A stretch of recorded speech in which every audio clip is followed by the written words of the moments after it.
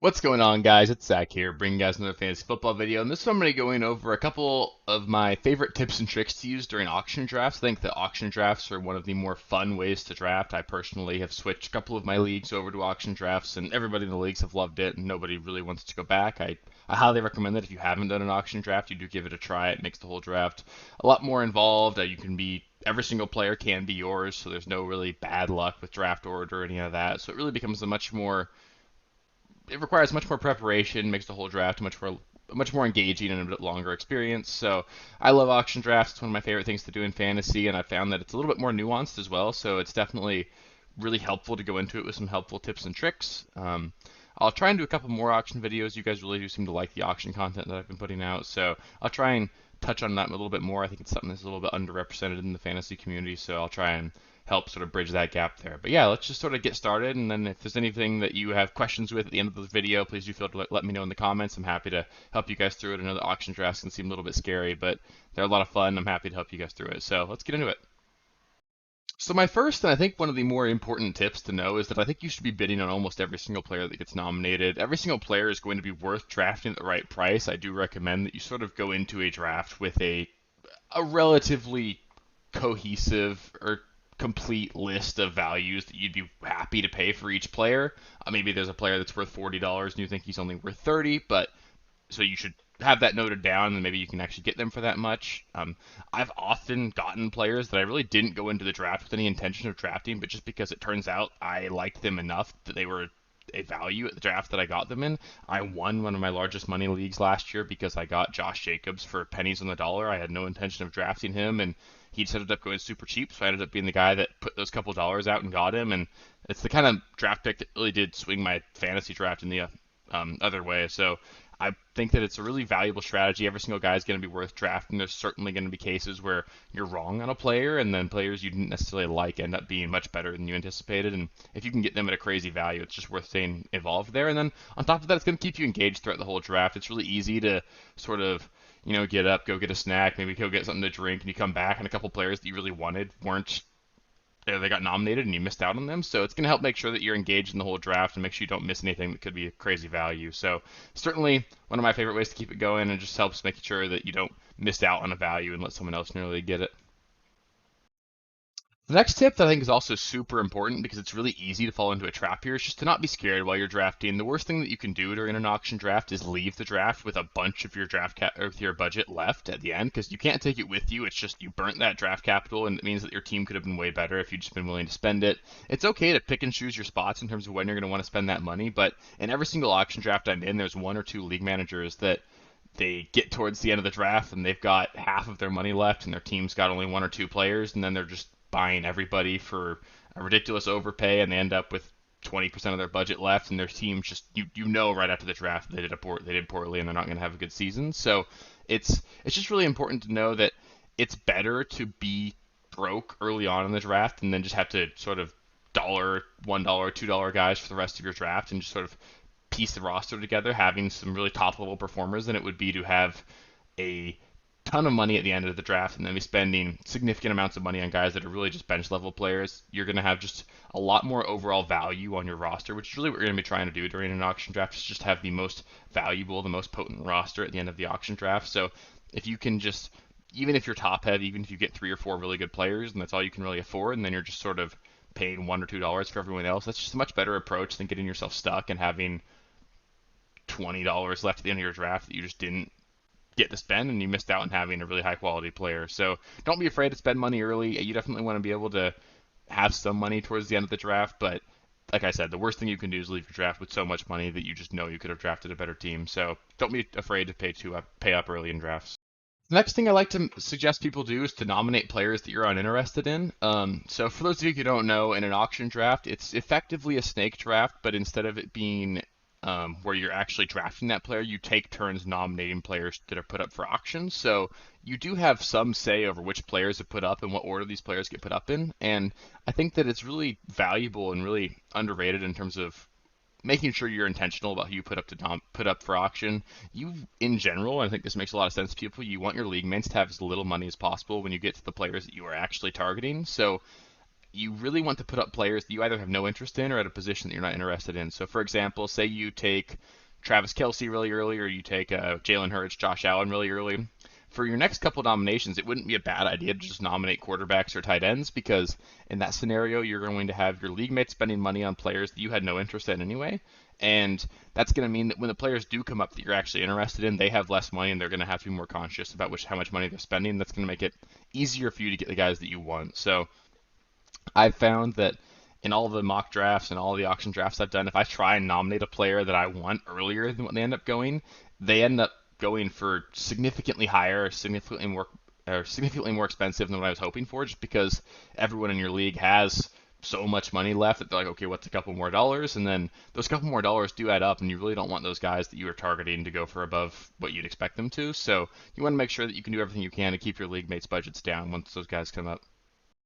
The next thing I'd like to suggest that you avoid buying the last player in a tier. The last player in a tier tends to end up going for the most expensive, and I think there's some reasoning behind this. You end up finding that there will be teams that go into their draft saying, okay, I've got to leave this draft with the tier one quarterback, for example. So this year you'd have those tier one quarterbacks being Josh Allen, Patrick Mahomes, and Jalen Hurts. So say the draft's going along, the first two quarterbacks go for maybe a little bit more expensive than the guy who really wanted a tier one quarterback wanted.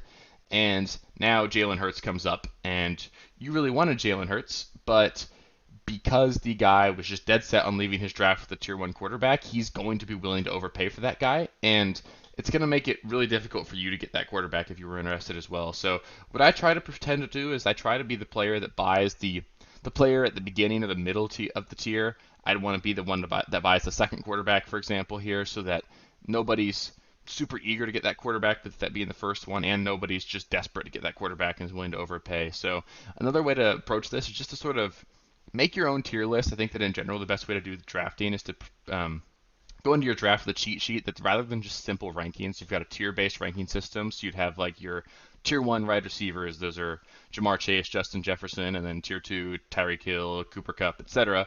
And then you should be willing to define a reasonably accurate maximum that you're willing to spend on each tier.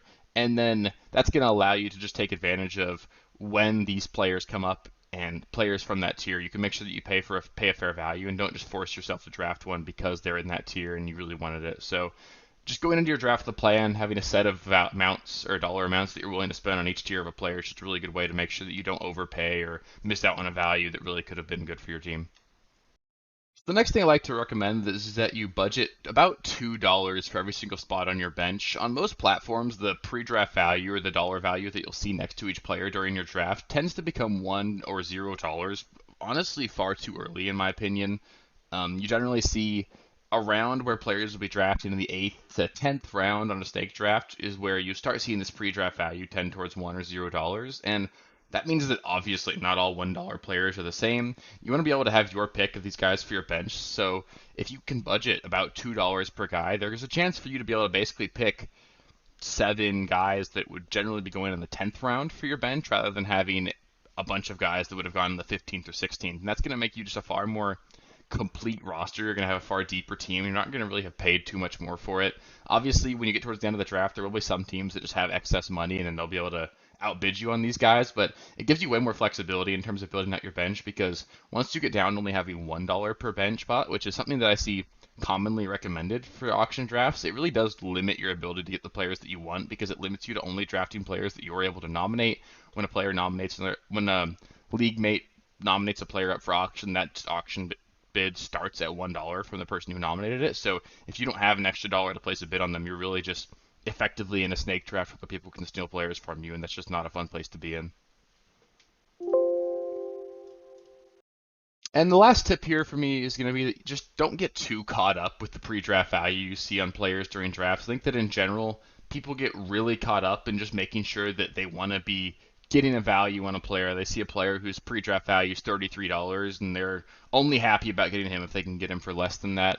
And I think it's important to understand that the pre-draft value you see is just it's a suggestion without the context of what's happening in your draft so far. If you need to greatly overspend on a player and you have the money to do it, maybe you waited a little bit too long in your draft and you're realizing, okay, I've got the most money in my league right now.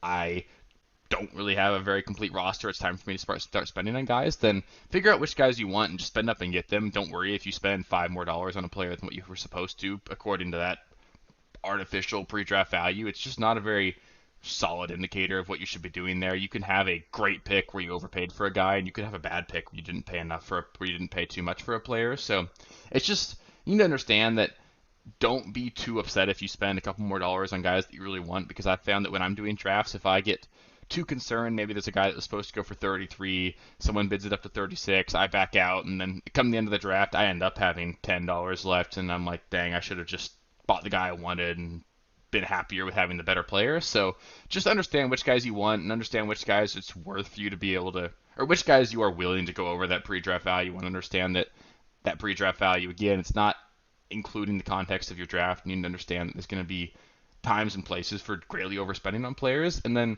on top of that, when you get towards the end of drafts, anybody, especially in inexperienced leagues, but even in leagues where all these auction drafters really do know what they're doing, there will be players that just have more money than they need. Maybe they got more values than they expected to earlier on in the draft, and they just have excess money. You're going to have these guys that, like I said earlier, are going to have a pre-draft value of $1, and they'll end up going for $10 because they're the best guy on the board, and a couple teams have the money to buy them. They're just going to get into a bidding war for it. So it's just important to understand that these pre-draft values are not at all very an accurate representation of what's going to happen during your actual draft.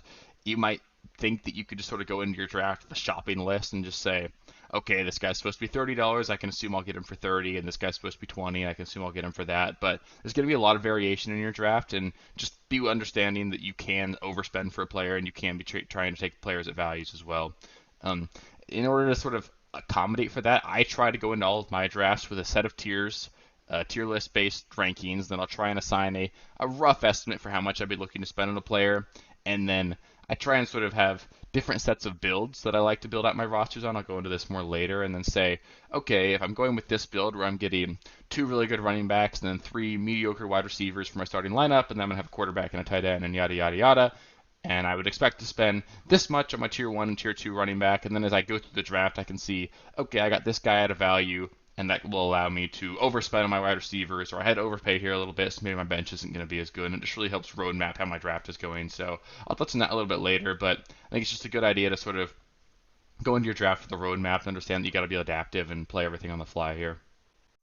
So that'll do it for this year's auction tips video. I'll try and touch on some more auction stuff and sort of explain what my strategy is going into these drafts, because I think that it's, again, like I said, I think it's something that's really underrepresented in the fantasy community, and I think it's a lot of fun. I think it should get more and more popular going forward. So if there were any tips that I didn't mention that you think are really useful that you've used in your auction drafts, please do let us know in the comments. We can really help each other out here. It's a lot of fun sort of talking with more people who do auction. I think it's definitely one of the more fun ways to play fantasy. If you disagree with anything, let me know. If you've got any questions about your draft, if you want to know how to convince your league to move towards an auction draft, or whatever, any questions, let me know in the comments. Love to interact with you guys. If this was your first time watching the channel, thank you so much for stopping by. I'd love it if you could subscribe to the channel. You can click the notification bell so you get notifications when more videos come out. We've been putting out about basically a video every other day so far. We'll try and keep that up throughout the off season, and then maybe even more frequent once the season gets started. So having a lot of fun making these videos, really trying to help you guys out, and it's been a lot of fun for me as well. So thank you so much. If you made it this far, please do give it a like. I hope you liked the video and got something from it, and I'll catch you next time.